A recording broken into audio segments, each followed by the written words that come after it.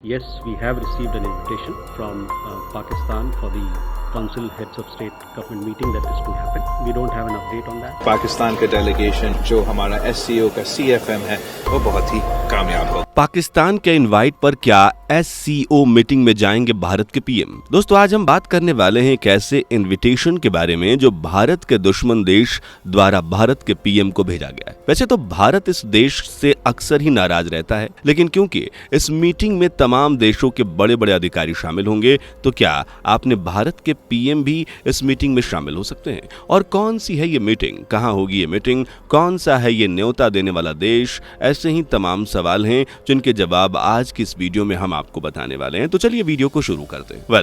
Video की शुरुआत में सबसे पहले आपको बता दें कि ये इन्विटेशन भारत के पीएम को भेजा गया है पाकिस्तान से। जी हाँ, वही पाकिस्तान जो अक्सर भारत को किसी न किसी तरह से नुकसान पहुंचाने की साजिशें करता रहता है, जिसके साथ भारत की कभी नहीं बनती। लेकिन आजकल ये खबर काफी सुर्खियां बटोर रही है कि भारत के पीएम को पाकिस्तान द्वारा इन्विटेशन भेजा गया है और उन्हें SCO की मीटिंग में शामिल होने के लिए इस्लामाबाद बुलाया गया है। लेकिन जैसा कि आप सभी जानते ही हैं कि भारत के संबंध पाकिस्तान के साथ काफी लंबे समय से ही खराब चले आ रहे हैं और बीते समय में जो भी आतंकी हमले हुए हैं भारत में, उन्हें लेकर तो भारत पाकिस्तान से खास नाराज है।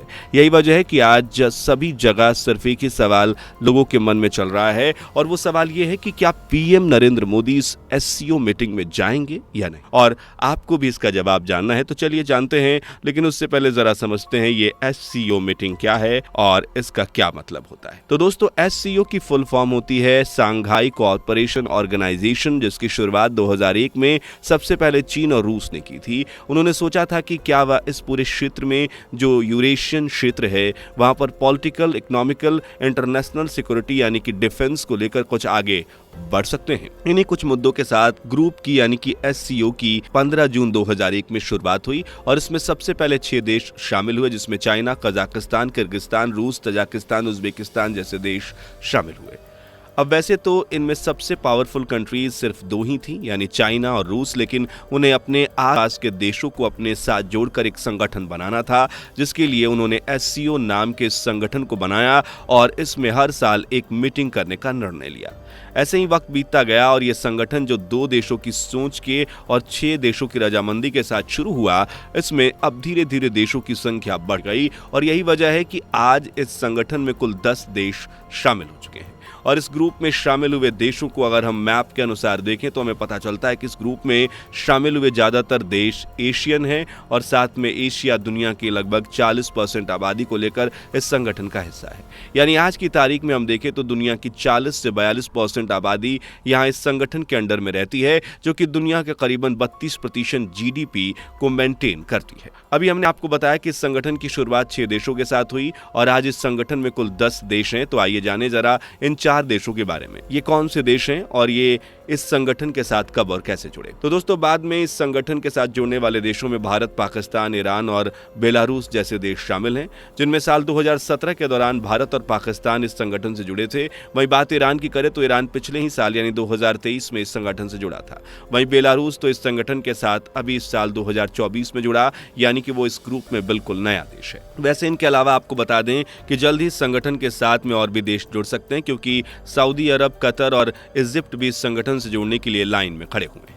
अब दोस्तों अगर आप भी देश विदेश से जुड़ी खबरें जानने में रुचि रखते हैं और अगर आप भी अक्सर न्यूज़ देखना पसंद करते हैं तो आपने एक बात गौर किया होगा कि अभी बीते कुछ समय पहले ही ऑर्गेनाइजेशन की यानी SCO की एक बैठक हुई थी, जिसमें इस संगठन से जुड़े सभी देशों के राष्ट्राध्यक्ष शामिल हुए थे और जो नहीं आ पाए थे वहां के विदेश मंत्री इस बैठक में शामिल हुए थे। जैसे अपने भारत की तरफ से S जयशंकर जी गए थे, क्योंकि उस दौरान भारत में संसद का प्रथम सत्र चलना शुरू हुआ था। यानी अभी जुलाई के महीने में इस संगठन की बैठक हो चुकी है, जिसमें सभी देशों के राष्ट्राध्यक्ष मिल चुके हैं और अब फिर से भारत के पीएम को इस मीटिंग के लिए इन्विटेशन आया है, जिसके मुताबिक मीटिंग अक्टूबर के महीने में होने वाली है। मतलब अब बहुत से लोग सोच रहे होंगे कि ये भी 1 महीने पहले ये मीटिंग खत्म हुई और फिर से एक और मीटिंग। तो चलिए आपको बताते हैं आखिर ये मीटिंग फिर इतनी जल्दी क्यों की जा रही है। 1 महीने पहले हुई बैठक अब होने वाली बैठक में क्या फर्क है, लेकिन इसके बारे में जानने से पहले एक छोटी सी रिक्वेस्ट है कि अगर आपने अभी तक हमारी वीडियो को लाइक और चैनल को सब्सक्राइब नहीं किया तो जल्दी से कर लीजिएगा। तो दोस्तों असल में इस संगठन में 2 प्रकार की मीटिंग होती है, यानी साल में 2 बार SCO संगठन की मीटिंग होती है, जिसमें एक होती है हेड ऑफ स्टेट्स की, दूसरी होती है हेड ऑफ गवर्नमेंट की। अब आपकी जानकारी के लिए बता दें कि बीते कुछ समय पहले जुलाई में जो मीटिंग हुई थी वो हेड ऑफ स्टेट्स की थी, जो कजाकिस्तान के अस्ताना में हुई थी, और वहीं आने वाले समय में जो मीटिंग होने वाली है वो होने वाली है हेड ऑफ गवर्नमेंट्स के बीच, जिसे पाकिस्तान के इस्लामाबाद में आयोजित किया जाएगा। अब जैसा कि हमने आपको बताया कि इसमें 2 प्रकार की मीटिंग होती है, जिसमें एक है हेड ऑफ गवर्नमेंट्स और दूसरी है हेड ऑफ स्टेट्स। तो दोस्तों इसमें जो हेड ऑफ स्टेट वाली मीटिंग है, इसका मतलब है ये बिल्कुल नहीं कि संगठन में शामिल होने वाले देश के सभी राज्यों के अधिकारियों को बुलाया जाएगा, बल्कि इसमें देश को स्टेट के तौर पर देखा गया है और दोनों बार सभी देशों के राष्ट्राध्यक्ष को ही बुलाया जाता है। लेकिन गौर करने वाली बात यह है कि इन दोनों मीटिंग्स में चर्चा अलग अलग विषयों को लेकर की जाती है। मतलब जब चर्चा हेड ऑफ स्टेट के बीच होती है तो सब मिलकर SCO को आगे बढ़ाने की बात करते हैं, और हेड ऑफ गवर्नमेंट की मीटिंग में यह बात होती है कि हम आपस में एक दूसरे के साथ कैसे डिस्प्यूट खत्म कर सकते हैं। तो दोस्तों ये थी वजह जिसके चलते SCO की मीटिंग 1 साल में 2 बार होती है, और इस बार भी आपके सामने हो रही है। अब आगे आने वाली मीटिंग्स के लिए भारत के PM को इस मीटिंग में शामिल होने के लिए बुलाया जा रहा है। हालांकि पिछली मीटिंग के लिए भी भारत के PM को इनवाइट किया गया था, लेकिन क्योंकि उस दौरान भारत में नए संसद सत्र की शुरुआत हुई थी, इसलिए भारत के PM की जगह विदेश मंत्री उस मीटिंग में शामिल। अब दोस्तों ऐसे में यह बड़ा सवाल बन जाता है कि क्या इस्लामाबाद में होने वाली इस मीटिंग में भारत के PM जाएंगे, क्योंकि भारत और पाकिस्तान के बीच अक्सर ही मनमुटाव चलता रहता है, और क्योंकि PM मोदी जी ये साफ कहते हैं कि जब तक पाकिस्तान भारत में आतंकी हमले करवाना बंद नहीं करेगा तब तक भारत और पाकिस्तान के बीच दोस्ती नहीं हो सकती। इसके अलावा आपको याद होगा कि पिछले साल गोवा में जब भारत और पाकिस्तान के विदेश मंत्री के बीच जो बैठक हुई थी, तो उस दौरान पाकिस्तान के विदेश मंत्री अपने देश और कश्मीर की बात करे जा रहे थे। तब भारत के विदेश मंत्री ने उन्हें उन्हीं की भाषा में बड़े ही कड़क शब्दों में यह समझाया था कि आतंक के स्पोक पर्सन आकर हमें ज्ञान न दें। तो इस बात से पाकिस्तान को काफी बुरा लगा था, और यहीं से साफ हो गया था कि अभी तो पाकिस्तान और भारत के बीच रिश्ते काफी खराब हैं। और ऐसे में यह कह पाना बड़ा मुश्किल है कि भारत के PM मोदी मीटिंग के लिए पाकिस्तान की कैपिटल सिटी इस्लामाबाद में जाएंगे।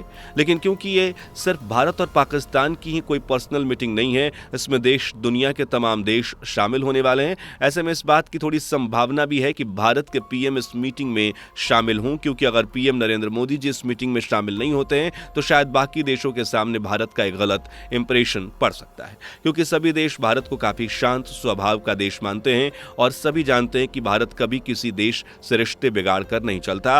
दोस्तों अब इस मीटिंग में भारत के PM शामिल होंगे या नहीं, ये तो आने वाला वक्त ही बताएगा। वेल, इस बारे में आपकी राय क्या है हमें कमेंट करके जरूर बताएं। आज की वीडियो में इतना ही। वीडियो पसंद आई हो तो इस वीडियो को लाइक करके चैनल को सब्सक्राइब कर लीजिएगा। मिलते हैं अगली वीडियो में, तब तक के लिए bye bye and take care. दोस्तों आपको स्क्रीन पर 2 और वीडियोस दिखाई दे रही हैं, जिसे देखने के लिए स्क्रीन पर क्लिक करें।